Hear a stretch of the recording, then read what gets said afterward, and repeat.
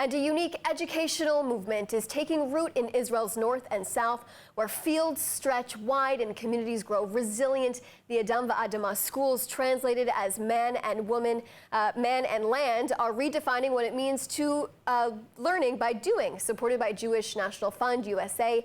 These schools are cultivating more than just crops. They're growing a new generation of young leaders grounded in Zionism, sustainability, and a deep connection to the land. Today, we are joined by two students, Adi Hoz and Shachar Stauber, to take you inside the classrooms and greenhouses where Israel's future is being shaped by one student at a time. Thank you guys so much for joining us. Thank you for being here. I have seen one of your amazing campuses before. Tell me why you decided to join this program. I can tell about myself that I grew up, my grandparents, they met in the agricultural school Mikveh Israel. They've been together for almost 50 years now. And I've always grown about their stories. I've always always seen their excitement when they're talking about their experiences, from waking up in 5 a.m. to go to work in agriculture, or being in a room with 10 other people. Always the light in their eyes when they're speaking about those experiences is always something that brought me so much joy. And I always knew that I will go somewhere that is similar like that. And I started looking in 10th grade. I started looking for agricultural schools, for something that will expand my eyes, expand my seeing of the Israeli culture, and I came to Adam Va'adama. Amazing. Now, you told me you're from Ramat Gan, which is nothing like where the school is located, which is in Arava, literally right next to Jordan. What do you enjoy so much about this program? I do nothing at home. I used to go to school where you work, you don't work, you learn from 8 a.m. to 3 p.m. and you don't do nothing at all. Here in this school, we wake up at 5 a.m., we go to work, we work in the fields with the farmers, and after that, we finish something like 11 and a half a.m., and in 1 p.m. we start learning. We're doing the whole, we're studying till 6 a.m., and after it, we have study groups. We have dinner and study groups at them.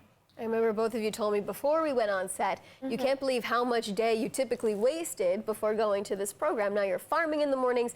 Tell me briefly just one life lesson that you learned from this program and how it might have shaped how you envision your life in Israel.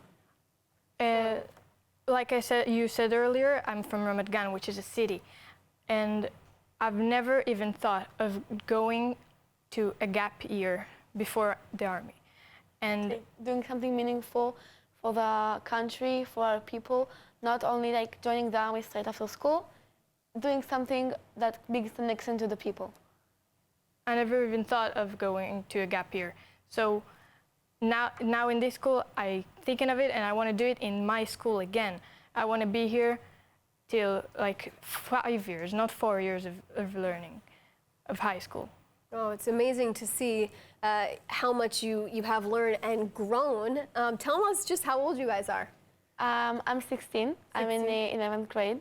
I'm 15. 15.